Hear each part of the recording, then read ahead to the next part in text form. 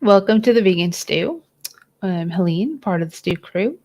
Thank you if you watched last night for Virtual Veg Fest Live, our fun talk about Disney and veganism and starting your own business. If you're, in a vegan world, start a vegan business. Pretty cool. That was with Janelle. Here we are. We can talk about our Vegans Week. Are we? Are you? Well, let's see what we have to say. Of course, we're going to talk about some climate and current events. And thank you to Piedmont Farm Animal Refuge for sponsoring our lives this month. And if you'd like to win prizes, go to virtualvegfestlive.com and click the contest tab.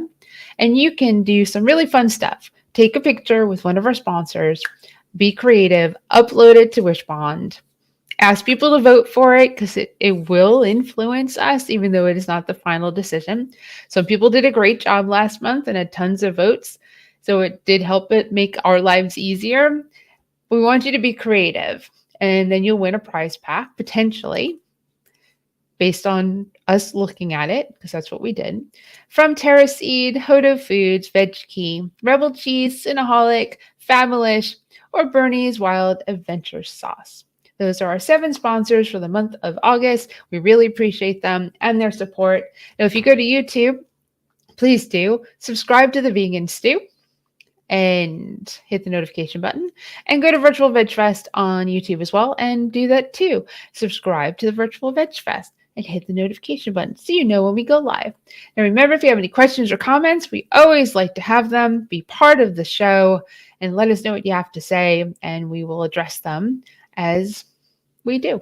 So let me see. Let's bring in the Stew crew. Tonight we've got Kelly from Climate Healers and the Vegan Abler. We have Marla Rose from Vegan Street. Ellen Kathy Jones, the Veg Coach from vegcoach.com. And Nows is always a graphic.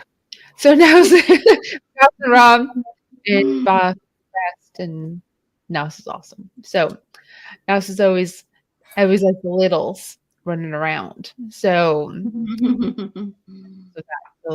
I'm positive that they will pop in and add to what we're going to talk about. So we've decided as a Stew crew that climate is so important and the environment so important that we're going to talk about it every week. And we were going to talk about it to the point until it sinks in and you realize how important the climate and the environment is. So speaking of that, I'm going to throw it at Ellen. All righty then. Today's pumped up environmental story, and you just read these things, and I hope we don't get like callous to this stuff, but I'm reading this and I'm going like, this is just like, well, I'll just read it. Just the facts, Jack, right? An extraordinary drought in the West is drying up the Colorado River and draining the nation's largest reservoirs like Lake Mead and Lake Powell. And amid the overuse of the river and the acidification of the region, the federal government is implementing a new mandatory water cut and asking states to devise a plan to save the water basin. The federal government announced Tuesday the Colorado River will operate in a Tier 2 shortage condition for the first time starting in January, as the West's historic drought has taken a severe toll on Lake Mead.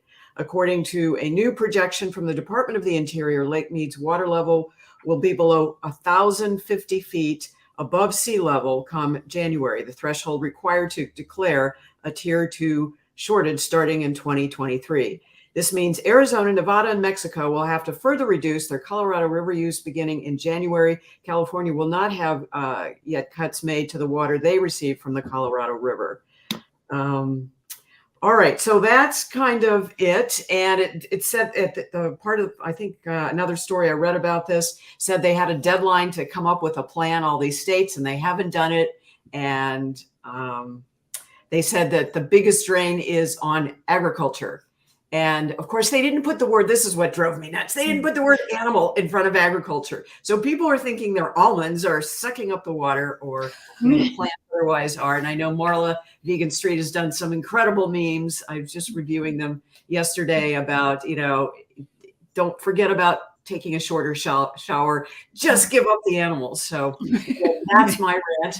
And I'm sure you all have your own inputs to this, but it's getting real, folks. I mean, it's more than just forget about watering your grass, because there is no grass. It's all burnt up back in that part of the country. So They went further than that. They said if they don't do something, they'll be forced.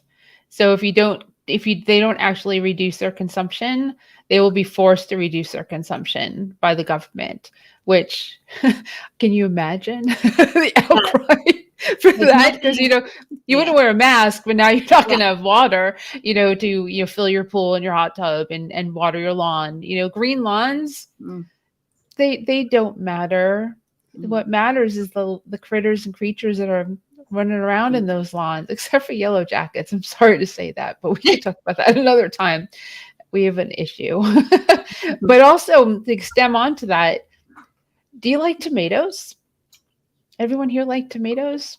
I mean, Kelly, you might not have a problem with your tomatoes in Canada, but here in the United States, tomatoes are going to get more expensive because of this drought condition, and then because of the torrential rain that's coming or has come to certain parts, because Las Vegas has had floods because there's a monsoon season impacting Las Vegas.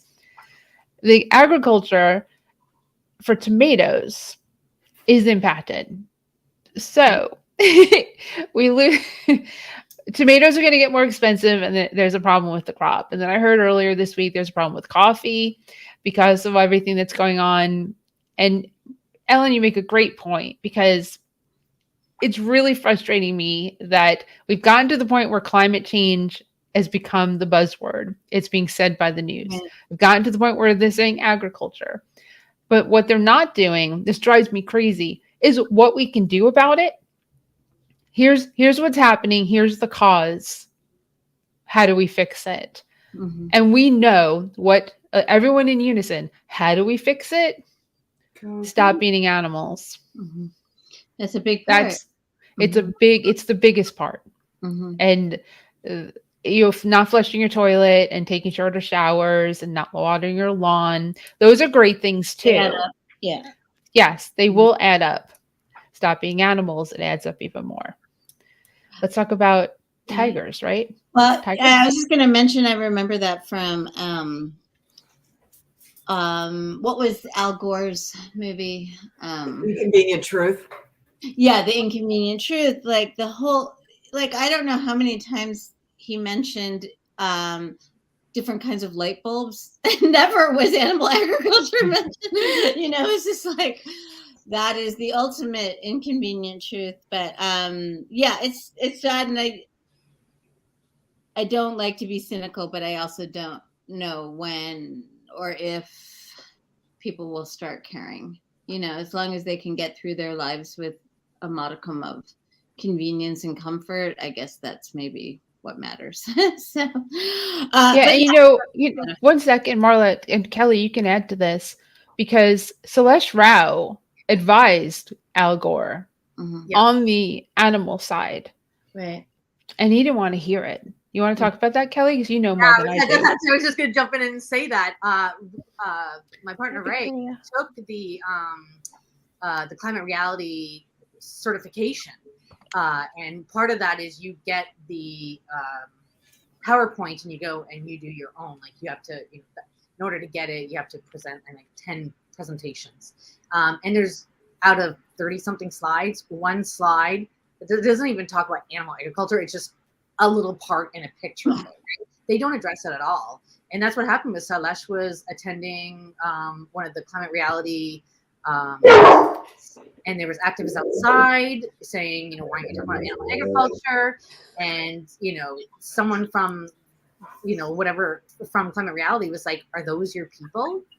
And he's like, he didn't know they were there. And they said they actually printed out a piece of paper that told the people who were attending the Climate Reality Project event, do not engage with the activists. And so Salesh got this piece of paper and he's like, screw you, don't tell me what to do. And he left. And then that's when he just said, they're not going to talk about it. I don't want to. It's just, it really, it's. And Al Gore's a vegan, he claims. I don't know he's not using his platform for any. Right.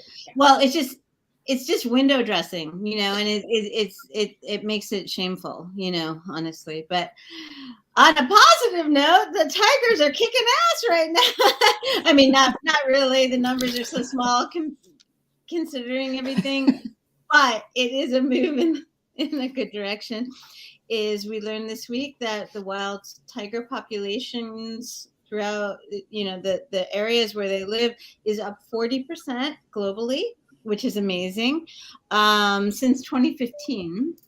And some of that is due to better monitoring of populations, so people understood better the actual numbers. But a lot also has to do with better conservation efforts and setting goals and reaching them. And Nepal in particular has tripled their tiger population from just over 120 to in 2010 to 355 today. And again, these are wild tigers. This is not animals in captivity. So, you know, we've got to hold on to these bits of good news where we find them, because, you know, I think people generally do want to do the right thing, but it's just, you know, like the concept of climate change is so abstract, even when we see the effects of it in our lives. I don't know. I wish I knew a way to get people to care, you know. You mean hurricanes and storms and floods and droughts and fires, and is it enough? Right. And these used to be called once in a century events, right. And now they're every year, basically. You know, they're no longer once a century. Once every week. Look at Kentucky. Right. Yeah. You know, there are multiples, and now the next articles are how sad it is, how horrible it is. You're starting to realize how many people aren't fully insured in Kentucky who don't have the insurance or the means or the funds to fix what's come from this natural disaster. Mm-hmm. And, you know, I don't know, people have worked with FEMA and with trying to get money from the government. It's there, but it's not easy to get. Mm-hmm. And you have to have the ability to be able to do that. And meanwhile, everything you have is lost. So everything in your town is lost. Where's the computer for you to use? Ellen? Yeah, and you know, it's not like this is just some kind of made up fantasy of the ultra left. The United Nations has said, like, ever since they published Livestock's Long Shadow, when was that? 2013, 14? Yeah, it's a long time ago. The one thing you can do to reduce your carbon footprint is to give up animal agriculture. Those were their words. And yet, when I did media consulting for Fish and Wildlife, the people who actually were stuck with trying to enforce the Endangered Species Act, you know, the Bushes were saying, oh, you can't call it global warming. Let's call it climate change. And every place in any federal document that had the phrase global warming had to be redacted and changed to climate change. The global warming had to be redacted and changed. And so, you know, it's like Gore knows this stuff. I mean, it's not like he just didn't want to. It's all about what's politically expedient. And I don't think we have enough gutsy politicians yet that can embrace this and say, this is what we know and what we need to do, and just stop pussyfooting around it. Excuse me, Tigers. Oh, that's fine. But, you know, it's just. I mean, Cory Booker's not even saying it. Right. And nobody is. And you know, we see how craven, first of all, actually, Ellen, I don't know if it's a bad idea to call it climate change, because the level of comprehension is so low that when it's cold out, people, where's that global warming? You know? It's right, it's snowing. I actually don't know if it's a bad idea. It's like Trump. But yes, Trump, exactly. But the other thing is, no, this is a totally different subject, but I'll, you know, I think they're connected. You saw how Republicans who are no longer running again, like Adam Kinzinger, and then Liz Cheney, while she ran again, thought that it was probably likely she wasn't going to win, started voting more out of alignment with the lockstep You know, they won't take those kinds of risks otherwise. You know, they want their jobs, and unfortunately, they rubber stamp what the right wing, you know, and we need to hold our more moderate and progressive representatives accountable too. They need to be pushing this, but yeah. Yep. At least we got the biggest bill ever signed yesterday. There's a That- lot going on that's good. That's very good. So as much as we're kind of doom and gloom about this subject, the United States is going to put billions of dollars into solar and wind and anything to combat. What? No more. Now you're unmuted. Oh, sorry. to combat the temperature of the earth, because just because we're doing that, obviously it impacts everywhere. It impacts Kelly in Canada. It impacts anybody all over the world, because the earth's temperature is the whole earth, not just the earth's temperature in the United States. So but we needed to do something, and if we want to be considered the, I'm going to put it in quotes, leader of the free world, then we need to lead. Yeah. And we may be getting a little bit of that back, which is a good thing. But I'm going to tell you, oh my gosh, I guess I'm just so tired and weak because I'm vegan. What a segue! I feel a segue coming on. Ellen, I can't even hold my head up. I don't know I don't know how I'm doing it. Are vegans weak? She lost her Now voice. who's accusing us of that? I must have missed that story. It's not a story. It's a segue to our topic. She was trying, Ellen. Throw her a little room. Our topics Oh, are me, right. I'm talking about that. Okay, sorry. Yes. So, it's the best. because how does this go far enough back? I guess, eating meat is macho. Is that where this all started? I think so. Dairy milk does a body good. Oh, it's If you just think like, it is hot now, in the next 30 years, Sorry. Mm. That was, I guess I got so animated, I hit my phone and it went into the recording that we just talked about. Anyway, so it is still so pervasive that because vegans don't eat meat, we don't get enough protein. That's really the connection there. And we need protein to build muscles. And obviously 41 years, most of that time a vegan, and 41 years for sure running or trying to, has not made me weaker, or those of us there are many vegan runners out there. And Brendan Brazier, who has the whole Thrive chain, he was written up in the book Running, Born to Run. And that really ignited this whole back to nature, try and run barefoot, although I don't recommend it on concrete. But, what are our bodies really needing? What did Mother Nature really intend for us to do? Not be these nice shoes are really good, but, they're very cushioned, because when you're running on appropriate ground, not concrete that was invented 100 years ago, it can be cushioned. In fact, I was running on our beach the other day, and there were like these little potholes, maybe from underground crabs that kind of had this sunken thing. So anyway, bottom line is I tripped and just went flying all over. And I've done this a number of times running. It just happens, tree roots, whatever.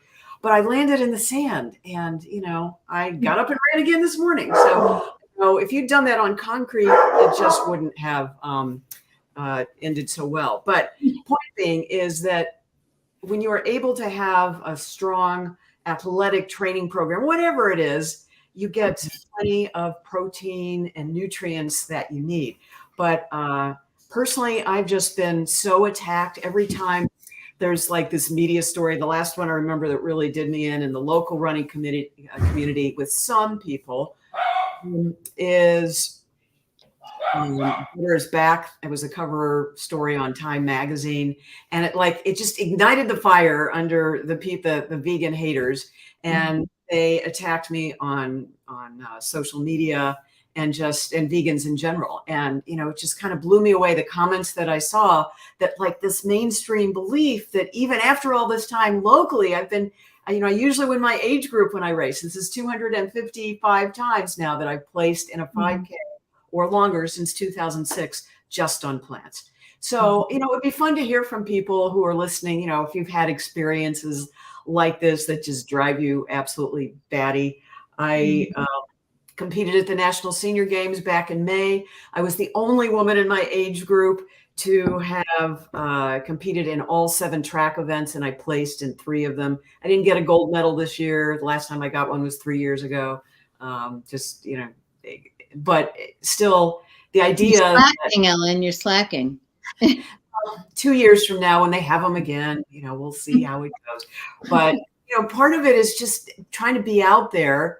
And what this is all about is not being competitive. It is just to prove, because somebody came up to me at a race at a 5K once after I was wearing a vegan shirt, kind of not like this, but it had a vegan message on it. And they just looked at my shirt and said, "You can't run on a vegan diet. You certainly can't race on one."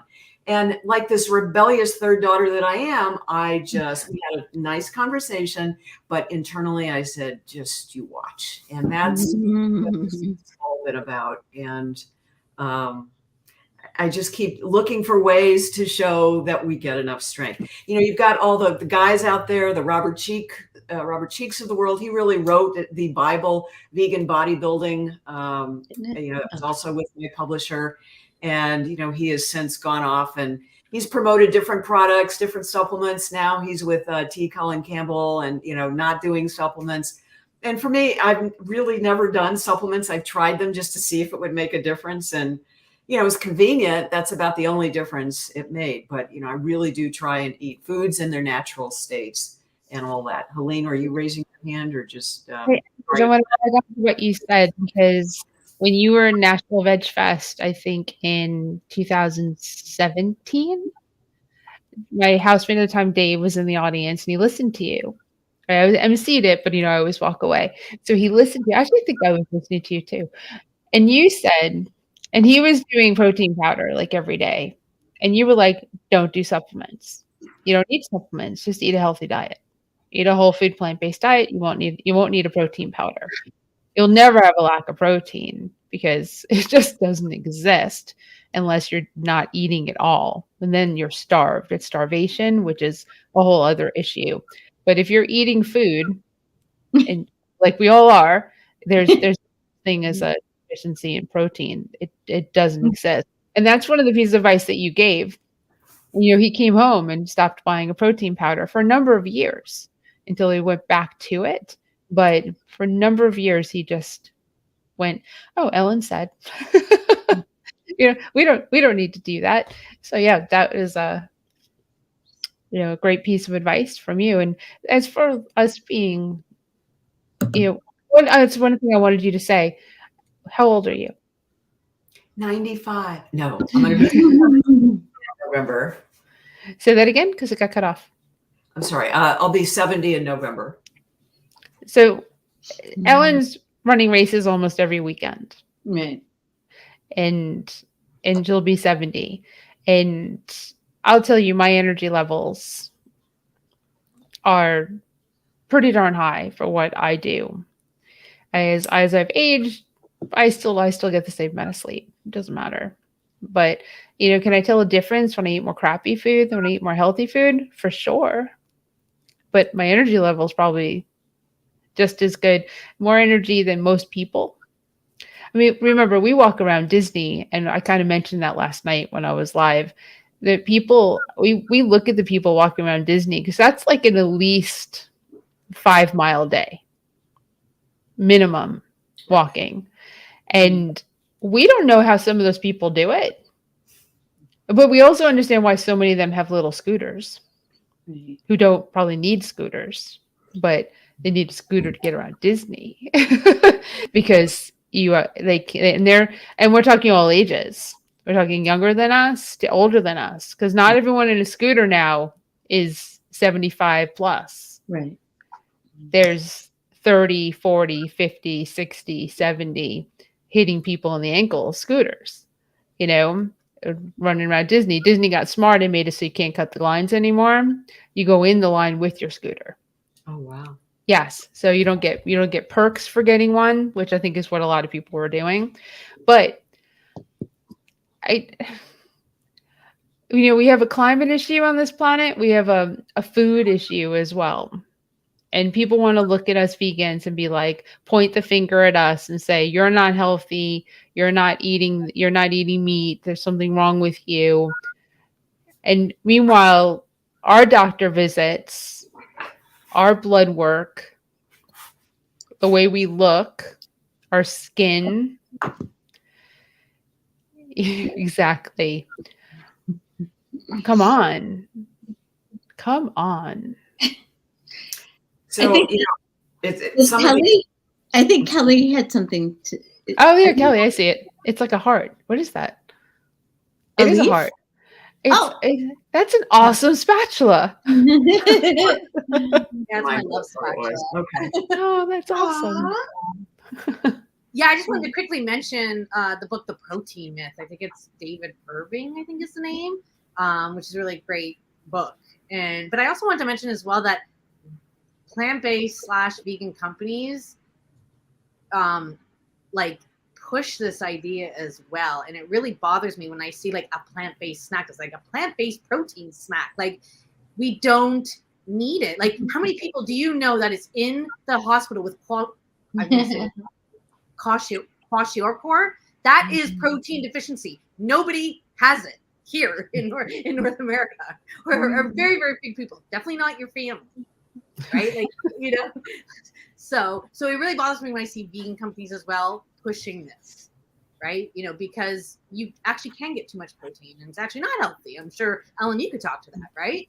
Yeah, I mean, the high protein diets that many of us in the older age brackets used when we were teenagers and in college, like the precursors to Atkins being, the Stillman diets, which were like, as much steak and meat as you could eat in a day. I mean, it's amazing. I mean, a PCRM, Physicians Committee for Responsible Medicine, actually had they were taking a survey and asking people to write in if they had been diagnosed with heart disease following being on the Atkins diet, the second time that Atkins enjoyed its renewed publicity stunt. And, so you can end up with kidney disease as well from your kidneys being overtaxed by the protein, too much protein. And then, drinking so much water to flush it all out, if you're lucky that it all gets flushed out or whatever it's supposed to. And that's why these diets, they work in the short term, but often at the expense of your heart and your kidneys. So it's just so important to, our brains really do need carbs to function. And if you have ever tried a high protein diet, usually, and this is the whole concept between the concept of the paleo diet. I wrote paleo vegan just to kind of answer that one, which, people got really crazy and said, how dare you put these two words in the same sentence, let alone a book title. And my point was, we really need to reclaim and redefine the term paleo. And sure enough, National Geographic a year later came out with a cover story called The Real Paleo Diet. And they quoted out of my book, not by attribution, but saying the same things. Like, it wasn't like a wild boar was ever running through our backyard 3 times a day, getting sick and dying if we ate it raw or however. And they also said that the planet, like I did, can't sustain a diet based around meat and dairy. And really the reality was, while the men were out hunting the elusive buffalo or whatever, maybe they would get lucky as current hunter-gatherer tribes. There's only 2 of them left in Africa. Their success rate is maybe twice a month.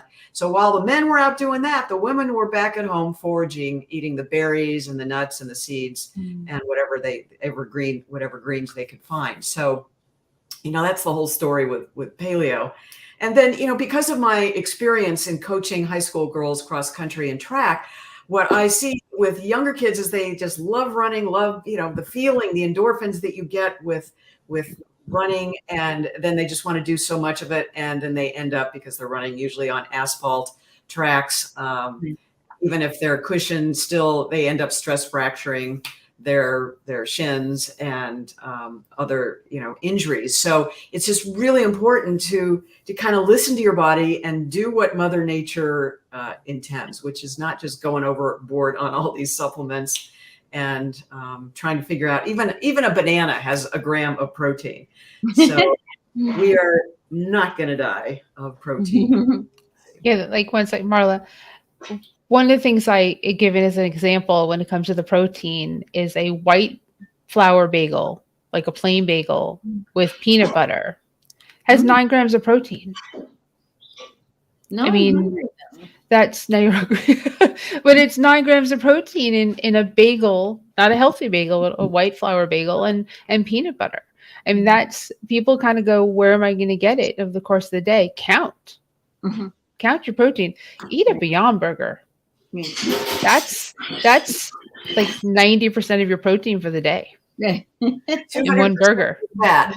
Right, it's got a lot of fat, but I mean, it's got 20 lot of grams, 21 grams or something of protein in it. 24. Thank you, Knox. It's a great way to participate. Go ahead, Marla. Well, I was going to mention a few things. One is that if you are feeling like, I mean, I think that there are maybe enough little small differences between us that making a sweeping statement that everyone gets enough protein may not land correctly with everyone. There are some people who maybe have more of a craving for it or more of a need for it, but the point is it is easily accessible, and you could have it with chickpeas, you can have it with walnuts, there's so many different ways other than a Beyond Burger. But the other thing I was going to mention, Ellen, is, and I'm sure this is something that you address a lot, I'd love to hear your thoughts about it, is when, obviously you have achieved a lot, you've had, you're high performing. But the other thing that's very impressive to me is the longevity of your career as an athlete. Because a lot of times people blow out their knees or whatever it is with not only that you might start running in your 70s and run a little slower than other people, but you've been consistently running for all these years. I mean, maybe here and there a little bit less than others, but the point is you're still active. You're not, you can still do it. And so do you attribute some of your longevity to a plant-based diet? To a plant-based diet? You cut out a little bit. Yes, yeah. Yeah. Oh, absolutely. I mean, and I forgot to say this. Thank you for bringing it up. Vegans typically, not across the board, but typically we don't get arthritis. And a meat-based animal protein, and you can Google this. There's a nice long technical explanation, but the protein, animal protein, lodges in the joints and it causes inflammation big time. Yeah. Very inflammatory. A vegan diet, no matter what you're eating, is very anti-inflammatory. Some people have reactions to tomatoes, the nightshades, eggplant, peppers. I just give me a vegan pizza all night long and I'm really good with that. I don't care. I don't, the only thing I get, sometimes I do get swelling from, and I just had a visit with my arthritis doctor because that is something that I was diagnosed with psoriatic arthritis when I was on book tour and just eating Cliff Bars all the time and gotten away from eating greens. And, once I got into Dr. Brooke Goldner's program, all of that went away. But I mean, I thought my running career was over when I Googled psoriatic arthritis, and I'm going like, oh, I'm going to be lucky to be walking in a year, let alone running. So, vegans don't always do the healthy thing. And sometimes it's like the environment when it's at our back door, chasing us down the street, we realize we got to redirect and regroup and get back to what Mother Nature intended. and Cliff Bars are so addictive, but they are not very healthy. So, Nose. Unmute them. Okay, I apologize. You're going to hear laughter and children in the back. But I wanted to touch base upon what Ellen was talking about in terms of in Africa. So the only reason why we have meat, even back in Nigeria, and not even really that frequently, meat normally is sometimes ceremonial. When I went to Nigeria, we went for a celebration for my grandfather, and they were killing a cow in the back, and 16-year-old me didn't know, and that was mortifying, but it was for a ceremonial purpose. You can't get angry for something that's cultural. I did not eat it, I did not partake in it. But we are predominantly plant-based. That's what most indigenous cultures are. The need for meat, or meat that was like we need it, not necessarily back home. You have it in particular to some dishes, but now veganism is huge around certain parts of Africa. And in Nigeria, there are several veg fests that are going on right now. So there's always a substitute, goat or fish, stockfish or beef. Normally that's what you'll find, chicken, but they're all raised. Monsanto did not touch the continent. The government did something good and said no. So you will not find any GMOs at all in anything. So it is kind of funny when people are like, where are you going to get your protein from? Just like you guys said, chickpeas. Talking about bagels, sprouted bagels are fantastic. They have a lot of protein. So, it's even when coming into, kids being vegan and you're starving them and everything like that. I said, if you're smart and you research, you'll know how much protein kids need. And so that's another way to get them to get that in there with nut butter. But you look fantastic for 70. 70 where? So people want to think that, this diet it has so many benefits all across the board, So it is quite funny when people are like, and you're athletes and they're like, oh, where do you get your protein from? I feel like I should be rich. I hear people say that. Well, I think it's going to charge you for that. Sorry. I think it's important to understand too that if you are an athlete, you need to cross train. You can't just go out and run. I mean, it blows my mind when I train sometimes with our local runners club. They don't do warm-ups before. I have this total ritual that most cross-country and track teams do, whether they're high school or college, and you just can't go out and run 3 miles and then come back and not stretch. So when I say my knees are fine, it's because I do a lot of flexible stretching and, making sure most people at my age can't do this. I've done enough physical therapy, and I kind of look at that after if I do have some kind of little energy injury or tweak, just kind of go into the gas station and getting them to look at things and make sure I'm doing stuff right, because you don't want something to turn into a chronic condition. And that's what really brings people down. And I've certainly had different issues myself. I have a trampoline injury in high school. And so my left ankle is chronically cranky, but only runners take inserts out of their shoes. But this really is one of my secrets too, because for women, especially, if we've had children, if we've born children, our hips from the hormone relaxin, and I was a little HA League leader, so I had to learn all this stuff. It makes our hips expand so we can give the child some room to come out. And what happens is that puts pressure on the outside of the knees, and it makes our arches collapse. So if you didn't have flat feet like I did going into pregnancy, certainly coming out, I did. And if I didn't wear this, especially my left shoe, my left knee would bring down my running so fast. I mean, the pain comes back within a day or two of not wearing these. I will race without these because, I want to fly, and just, the feeling of almost being barefoot, but, having a minimalist shoe when you're sprinting, that's I can get away with that for, 3 miles or so one time around the track. Anyway, point being is you just have to listen to your body. And, since we're doing shameless promotion here, I mean, I wrote this after Robert Cheek wrote his Vegan Bodybuilding, just because I really wanted something, especially for women, to be able to feel some kind of, have a goal and get motivated to get off the couch. Because as I say in there, sitting is the new smoking, and our metabolism slows down more than just even sleeping or watching TV. And, especially when you're watching TV or in front of the computer, it's like your heart practically stops. And we just have to listen to those little reminders. I'm a big fan of having some kind of watch thing. I'm getting this. I love the show and tell. But this thing, I mean, I used to write down, I would take my car out and drive it with the odometer for 3 miles. And now the watch does it all.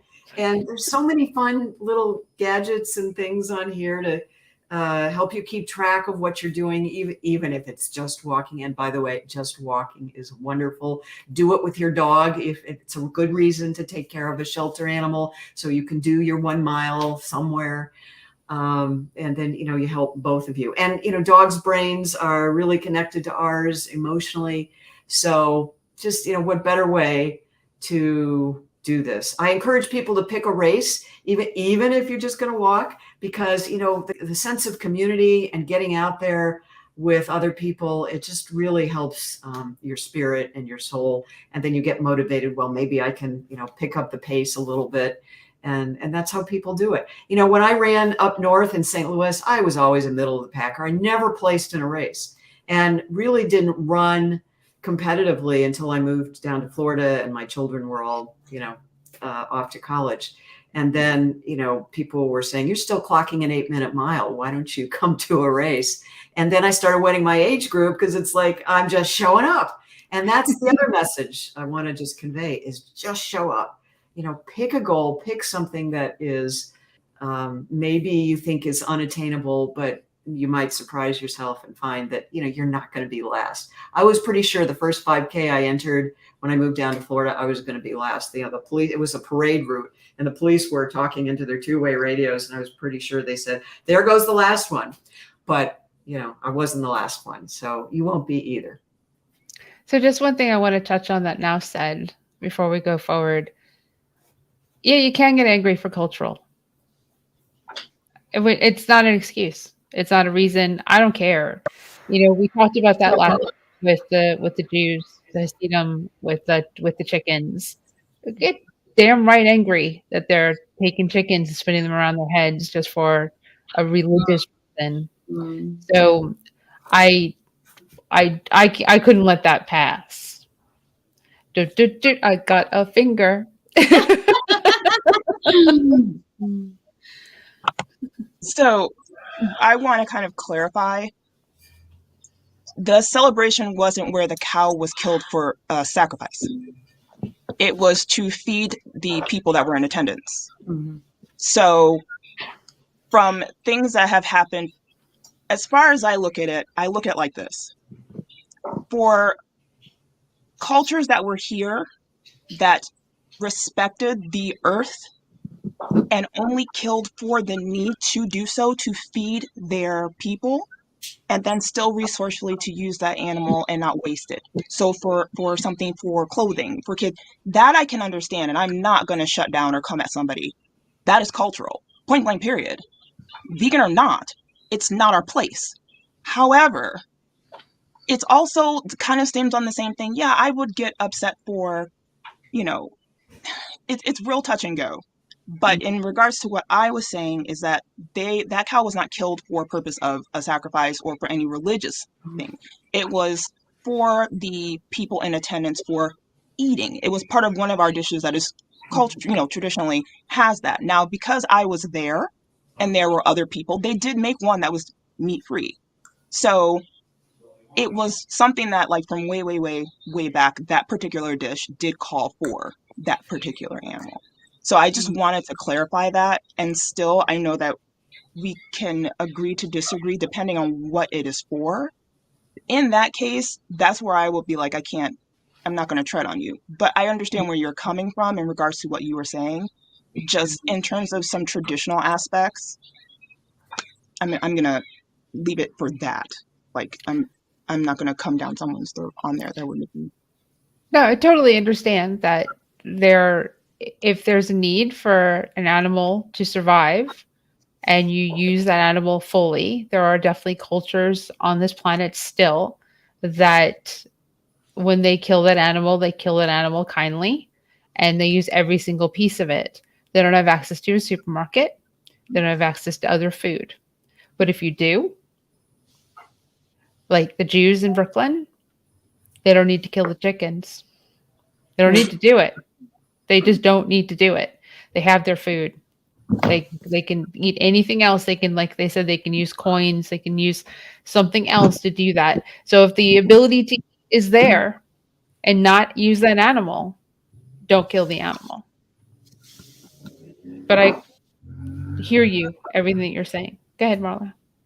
I was going to mention a few things. One is I think that what we're talking about here, I one of the things I love about the stew is all the different elements and that sort of thing, is gratuitousness,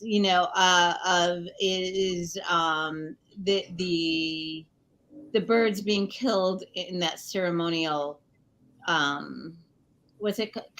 I'm a bad Jew. It's Kapora. It's because you're in Illinois and not from the Northeast. Right. But anyway, it's a needless, gratuitous, disgusting act of violence against all of them. Which is not to say that it's not acts of violence in other contexts, but one of the things that just embedded in my mind is I remember reading some years ago, and it was writings from a Native American person in the 19th century about looking at the landscape after some settlers had moved, who had traveled through it, and how they had shot buffalo and just left them there for no reason other than to shoot. The gratuitous, senseless, wasteful, just to take something that's violent and terrible to begin with and just compound it. That's just kind of the nature of that. The other thing I was going to really quickly mention, and I think this is a great topic for future, is that the notion of using every aspect of an animal when we eat them. One of the things that I think is poorly understood is how very efficient animal agribusiness is at doing just that. They will use every part of a hoof, every part of a snout, every part of the blood, everything. So there's not, this is not to say there's anything good about it. It's about as appalling as it gets. But I'm just saying this idea that, let's romanticize this culture for using every aspect. We do the same thing because it's an industry that people don't make a lot of money at generally. So they're trying to find all the different avenues. So I just want to mention that. The last thing I wanted to mention, just to take a really quick little pivot here, Ellen, do you track your food? And we're really all over, but do you track micros and macros and all those things that I like? How important is that to you? Who has time? Who has time? Where do you do that? Yeah. I mean, I used to. And that's the thing. I would encourage people to do that at least once in your life or one day in your life. So you just have a sense of what you are getting. And, to the point where, you might feel tired because you think you're not getting enough protein. Maybe you need more sleep because sleep is so connected to so many things. And I know that if I haven't had my at least 7 hours of sleep, if I try to do a 5K the next day, I am pushing it. And, I will resort to coffee or green tea or something. Maybe I kind of go back and forth. Those are the only supplements of choice that I might use. But, I because I taught for PCRM, was the Cancer Project, then the Food for Life class, I really got used to following their model, which was 2 to 3 servings of beans a day, 4 or 5 servings of whole grains, and then, as many fruits, vegetables in particular, and 2 to 3 servings of fruits. And if you want to lose weight, do raw. And, if you follow those kind of general guidelines, that's really all you need. And you're going to get plenty of protein. So a lot of it is just like being intuitive and really understanding where you're starting and getting empowered again in your decision making. Yeah, and that said, there's so many great apps. I know you've used Noom. I've actually signed on to Noom just so I could kind of see what they were doing, and they want you to keep track of stuff. Yeah. And the cool thing now is with the camera, you can take a picture of your food and it practically knows what everything is in it. And certainly with the QR code, it the tracking code on the packaging, it knows exactly everything that you're eating anyway. So you can just do it that way. But there are different, apps. Probably MyFitnessPal is the most popular one that's not associated with something like Noom. But you can keep track of all that. And what I love about those is that you can deduct calories for exercise. So, yep. You can add on to your calories that you can eat in the day because of exercise. Yeah, I mean, theory sounds good, but I'm just saying it may or may not work for you. You just have to figure out what works for you, really. That's true. I want to pivot this a little bit. It's not going away, but I want to change the week to we're really concentrating on food. I want to concentrate and close out for the next 5-6 minutes on as people. I mean, weak in personality, weak in our inner strength, in our being. Vegans are not weak. If anything, people would probably say we're incredibly annoying because I say that and I'm vegan. Because we stand up. We stand up to other people, to industries, to companies, all around the world.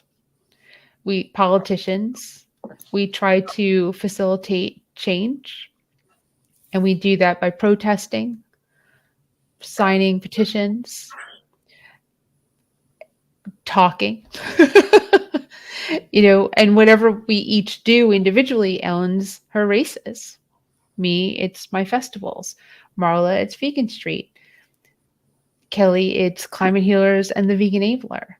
For Naus, it's Gotham the Raw and the Voth Fest. For Sangeeta, it's what's the name of her channel?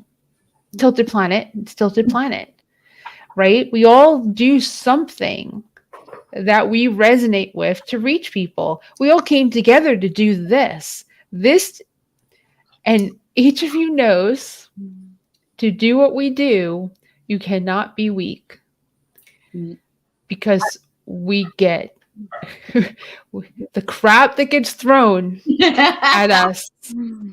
For whatever reason. But there are days where there are tears. There are days where you in your own home, you know what? You do it.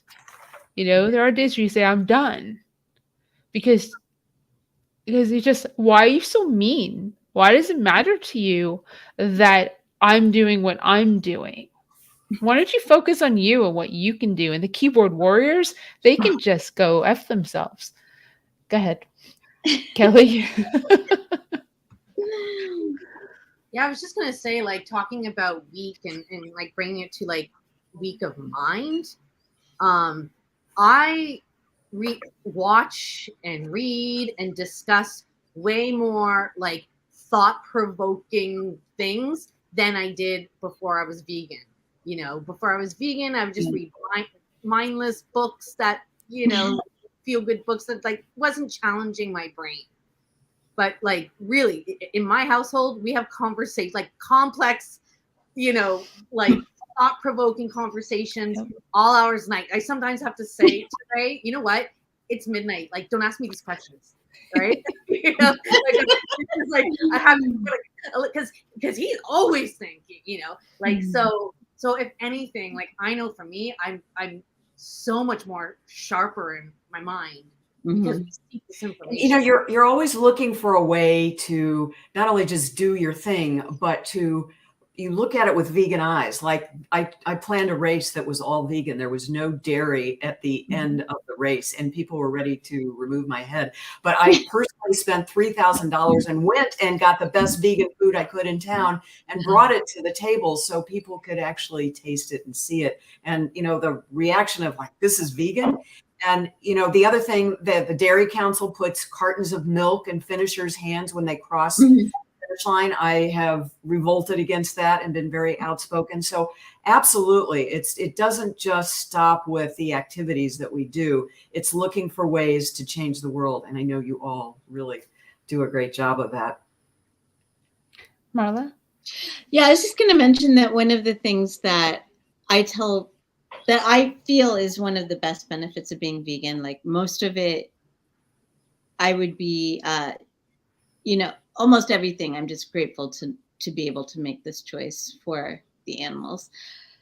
But I do think that if you have people-pleasing tendencies, it's great to be vegan because that'll get rid of it right away because people take it so personally and get so defensive around it, you making your own decision about that.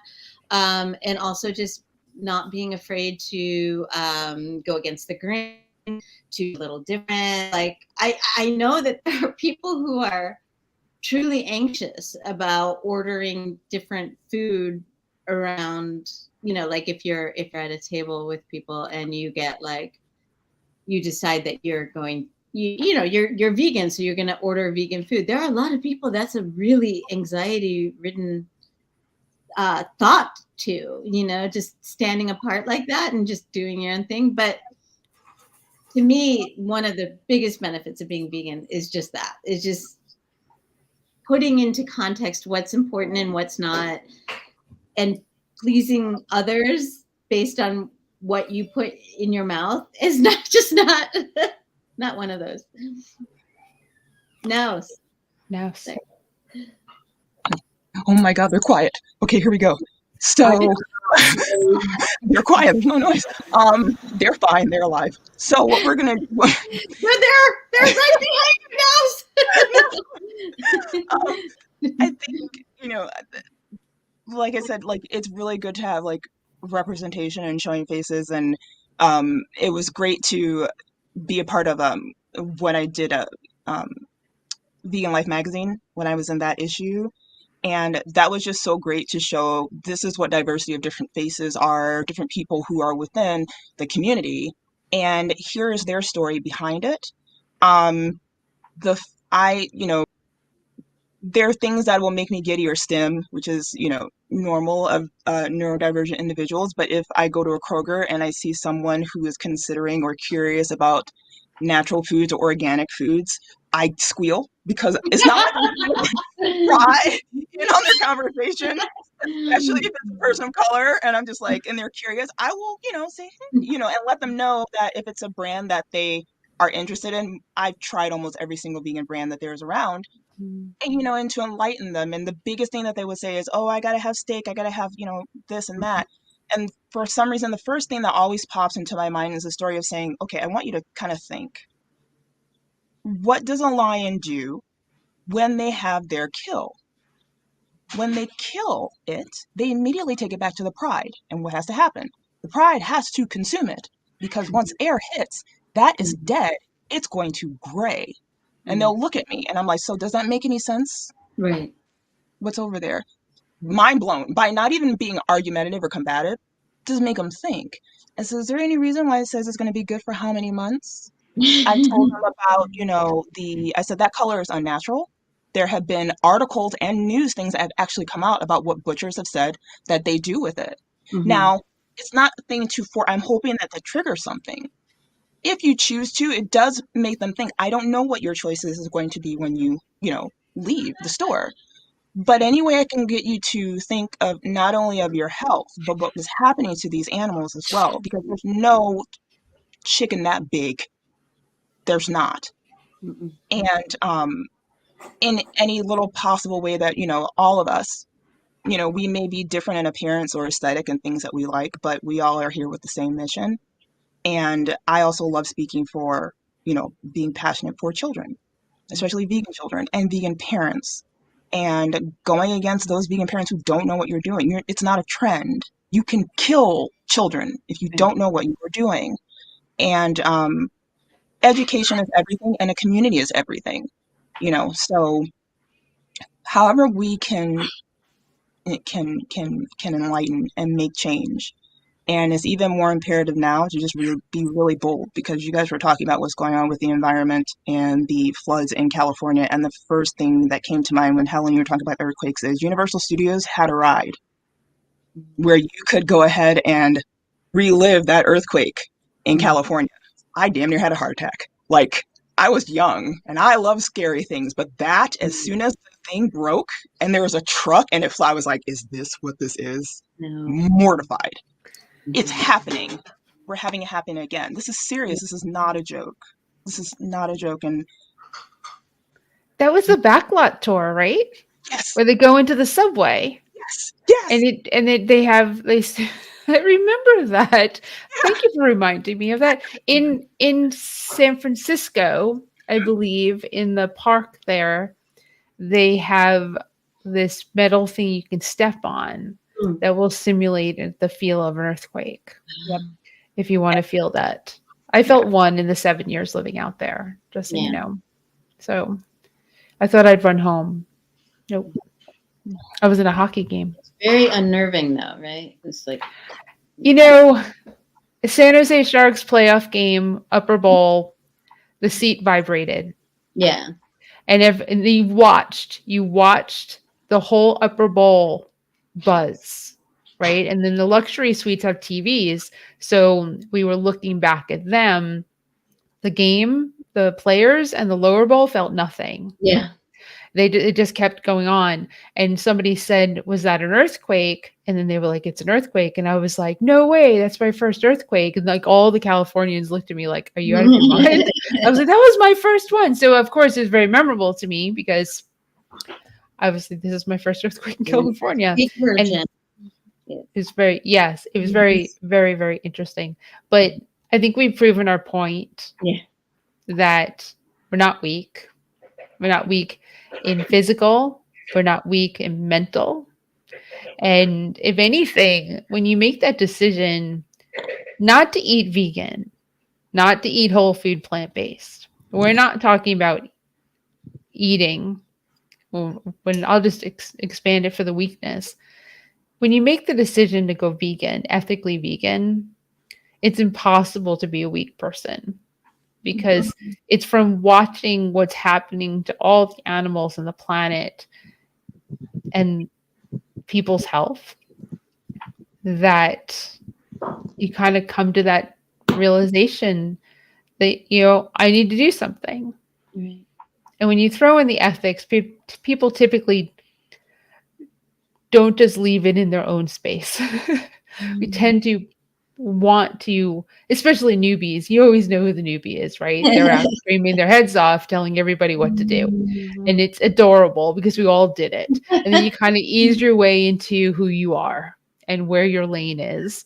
And then you follow that lane, and that you kind of ebb and flow over the course of hopefully your really long, healthy lifetime. Because it should make a difference with your longevity. In addition to, our the fact that we're pretty strong people, and I'll just leave it there. Anyone have anything else to say before we close out? I was just going to say that I think that knowing what we know and feeling what we feel about the injustice and the cruelty and the senselessness, and living publicly as vegans and committing to it always shows our strength, not our weakness. We're not like, I know the stereotype of the bunny hugger, and there's nothing wrong with hugging bunnies as long as you're kind about it. But the point is just that I've seen people who didn't have the fortitude to stay with it because they were too wrapped up in their feelings around it. They felt too vulnerable and too exposed because the sadness of this lifestyle and knowing what we know. So to me, it takes strength to say, I know what I know the cruelty of it. I'm continuing with it. I'm going to be a public vegan so that I can help usher in more people. So to me, that takes courage and strength. Yeah, and think about what vegans are like, what a lot of vegans are doing, from like bearing witness to watching these, Right. Earthlings, all of these like really graphic documentaries, and we watch them over and over, even though they're so traumatizing, or going undercover and working at a slaughterhouse to get footage to expose them, or being elf and, like looking at these animals that are like, being used for experiments. Like all these things requires so much strength, So we get frustrated when we ask, our family member to just watch a documentary. Like they don't even have the strength to watch it. So we have a lot more strength than Not even like Forks Over Knives, not even like one that has nothing to do with like the animal gore or anything. It's just health minded. Thank you, Susan, for that great comment. Compassion is the most powerful and challenging place to live from. It kind of sums it up, doesn't it? It sums it up a lot. It's funny how you were mentioning Earthlings. I think my mom got through 5 minutes. That's about normal. Like it broke her, and it broke me, but I like watched it like because it was something that needed to be watched. It's almost too like you're wanting to not desensitize, but what is this breaking this thing where they think, oh well, it's not that important. Yeah. If we can't say anything, people can be visual. Watch this. Right. Look, if you're gonna watch, and I really hate this because it's like if you'll sit and go to a movie and watch a horror film, which is still a sentient being killed, you need to watch this because you're not desensitized to that. That doesn't faze you. You'll sit and watch that. No, it's not entertaining, but it's an awakening, Right. and you need to watch it. So, I mean, we are very strong people in regards to how we go about trying to change, trying to enlighten people and wake them up. Every single thing has a right to be here. In my culture, that's what we say. Every single thing has a right to be here. It breathes, it lives. Right. And it has no right to go. You have no right to say so, Right. So we still have a lot of work. And weak-minded vegans, just like you were saying, look, it took a lot of strength for me to continue because I got berated badly when I first started with Goth and the Raw. That I've had social anxiety, so for me it was through the artistical way of doing my food, and then people ask questions, and then I would educate that way. But to the vegans that were blowing up my inbox, just negative and hurtful, it took a lot, and I didn't do anything to call out names, but I posted about it. And I mean full-on community of individuals like you guys to goths who are vegan in the community. They were about to go to war, and I was like, let's be better than them. Show them that I have a right to be here, and you really need to check yourself in the mirror because compassion is all out the window. You're doing it for show. It's not a hashtag. It's not to get a company to sponsor you. You need to really think about what it is to be vegan and compassionate. Think. So some of your biggest trolls were vegans? Yep. Mm-hmm. And Ellen's not here, and it was a bodybuilder, and it was a guy who blew up my inbox, and I was like, look here, Dick. We get that too. It was like, really? You have some nerve. You really, really do. I remember that. Mm-hmm. That was right after I met you. Mm-hmm. Right? A guy that did that, yep. And then the one that was like, you're ashamed to have you in the community. You don't look like us. You need to be more like Fulia Christina. I was just like, really? Is this where you're going for it? Not the fact that we're all together in this, but the fact that I love the dark aesthetic. It's not hurting you. It's not. Like, where's your priorities here? It's just unfathomable. I can't fathom it. It's so bizarre. It's so bizarre. But being semi-anonymous on social media gives people the courage that, liquid, we used to call it liquid courage when drunk people would, say what was really on their minds. And now we've got. Yep, they always do. The truth comes out when you're drunk. Listen to people when they're drunk. When they're sober, they say, "Oh no, I didn't mean that." No, they meant it. Right. They just felt comfortable enough to say it because they can use alcohol as the excuse. So we actually, I know we're closing soon, but I was just going to mention like I could be harassed by meat eaters day in and day out, and sometimes we are, and it just doesn't land because I don't care, and so often the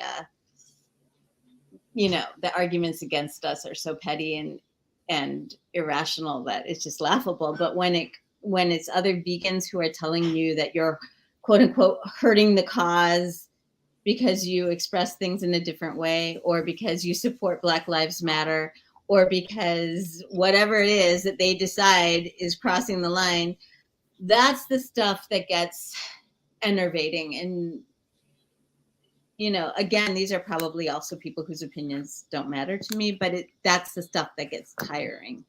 It's hard.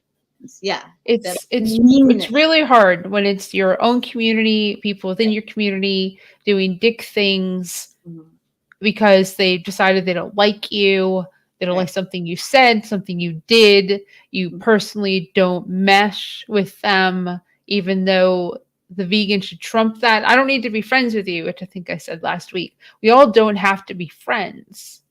We all don't have to get along either. But when it comes to the mission for what we're doing, don't get in the way. Right. Just get out of the way. You don't need to step on each other. You don't need to be better than me. I don't need to be better than you. It's not what it's about. If you truly believe in this, truly believe in it, you do it without an ego. Right. Well, plus these people try to reduce it down to a formula that doesn't exist. Like, if I do this and say that in this way and look this way, then I'm going to have the best effect on people. There are people who swear up and down that the best advocacy is promoting weight loss. There are people who swear up and down that the best advocacy is this or that. The fact is we're all different, which is beautiful. And the fact is that, like, we're all influenced by different things, and to your point, Helene, a phrase that goes through my head all the time is lead, follow, or get out of the way. You know what I mean? Just like, do your own thing, follow someone you like, or just leave everyone alone. You know what I mean? It's like, I don't understand why,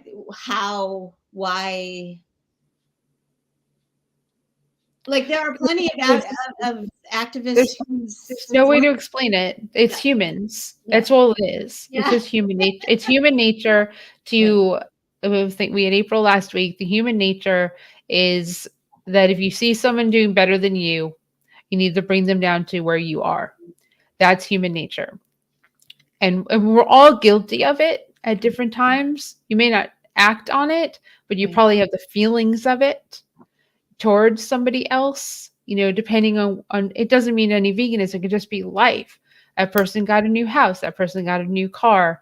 Oh, how'd they do that? Well, maybe they borrowed and they're up to debt, up to the kazoo. You don't know. But the thing is, we all have that piece of us that has envy. It's part of being human. It's what you do with those pieces is what matters. And human nature is to squash when somebody is better. When you perceive someone as better than you, perceive someone as doing more than you, perceive that somebody is getting too big for their britches. It's a mentality of scarcity. It's a mentality of, insecurity. Like, obviously someone who's confident in their lives, confident in their approach, confident in their gifts, does not disparage someone else who's doing things in a different way. It's just, that's not how it works. When I'm feeling my most petty is when I'm the most insecure. Right. And people hate people that are confident. Yeah. People do not like to be called out. Let's be Oh, we know in the last 24 hours, like 48 hours, we just went through something where I stood up. Somebody was disparaging Steven. Mm. And I was like, nah, He's my nope, man. nope. Yeah, I got on the phone. I was like, you will not speak to him Taking like her that. earrings out. Yeah. Yeah, that was not okay. I was not okay with it. And then they started attacking me. Mm. And I was like, I'm certainly not okay with you attacking him. I'm not okay with you attacking me. And here's what I have to say about it. And you know what people don't like? Being called out. Right. They hate it. They get really defensive and they start lying and they start coming at you. And I'm just like, Moving the can't, goalposts. you can't lie because I'm going to call you out on that too. Because I'm there. You can't know. And it has to be worth it for me to stand up. And I'll stand up. Some people, it just doesn't matter. If I never see you again, exactly. it doesn't matter. But Exactly. if it's something that can be continued ongoing and it has to be nipped, I'm nipping it. And it drives people crazy. Right. Because most people don't do that. They just walk away and go talk about it with other people Mm-hmm. and don't Are you actually go to guys, the person. Are you all people who let, attacks against you kind of more or less roll off, but if someone comes after someone you care about, it just brings out your I said that with Mouse. That's me to a T. Like Go after someone I love, and you just better watch out. My animals, my fur kids, but at the same time, you come after me. Yeah, I'll stand up for myself too, but if it's someone I love, forget it. Yeah. Yeah. Mouse, what were you gonna say? Oh yeah. It's very much like I don't know. I don't like confrontation. So if you're going to say something about me, I'll handle you the way that I need to, depending on what it is. But if you come against and you say anything about chosen family, if you say anything about my children, I will end you, point blank, period.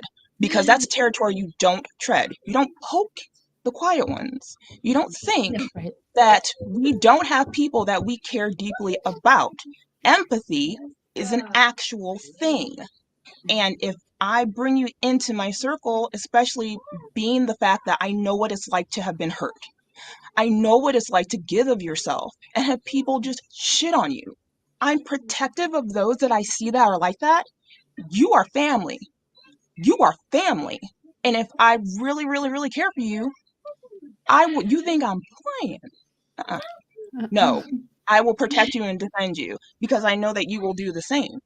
But I've had, now it's, okay, so someone on TikTok posted something and I am a Marblehead. I love me some Tom Hiddleston with a passion. So there was like a Loki cut that someone had done.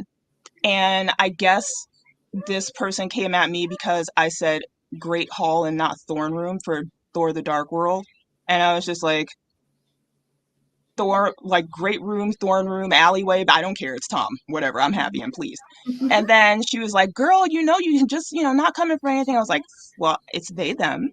Just letting you know. Yeah, right. And then I cracked that joke. And then she was like, oh my God, don't get so offended. It's not like I didn't know. And I was like, you're saying I'm offended, but you are the one who got a bit annoyed from me, a Great Hall and a Thorn Room. Comment not found. And so I was like, first and foremost, it didn't have to go that way, but you did not do it right. You took it that way. So you do not have the right to tell me what I need to get offended by, what I can and cannot be offended by. You offended me. So let me school you in the most proper and polite way that I possibly can without going off on you in public. So it's like, I really, try to let things, go with me depending on what they are. I try not to even engage, but there's been a lot of things where there have been a lot of people, it's mostly racism, definitely. Even if I don't get to it, there are people that immediately go in for it. But yeah, I go off on people, especially for anybody that I hold dear. Yeah, don't mistake my kindness for me, passivity, for you to walk over me. Yes. I'm kind to a point in business. I'm kind to a point. Kind to a point. Right. But you will not take advantage. And I get taken advantage of because I'm too kind at times. And Stephen hates it. He sees people potentially taking advantage.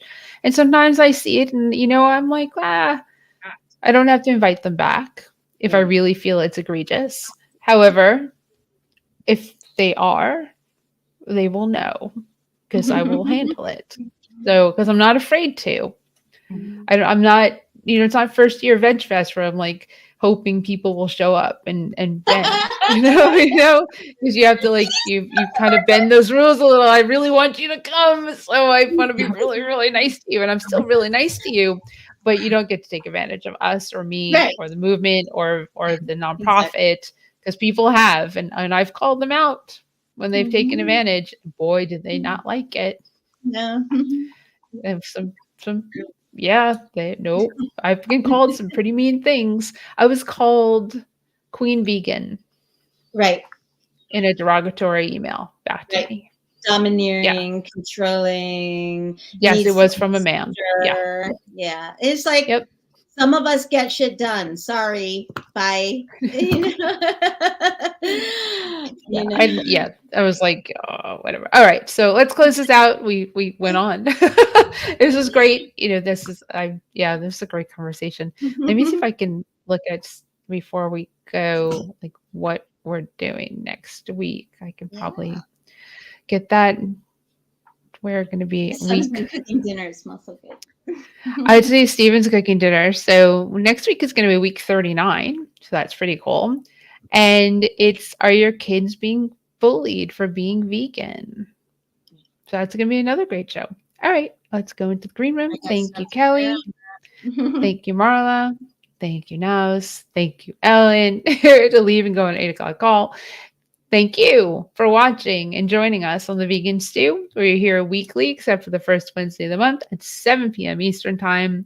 Remember to go to virtualvegfestlive.com, enter our contest, and win some really cool prizes by uploading a creative picture with one of our sponsors. Thanks to Piedmont Farm Animal Refuge for sponsoring our live talks this month. They present Triangle Veg Fest and Asheville Vegan Fest. And, like I say, be kind, be nice, be understanding. Covey says, seek first to understand in order to be understood. Let that resonate for a little while. It's how I live. Subscribe, YouTube, really appreciate it. Have a great week, and we'll see you soon.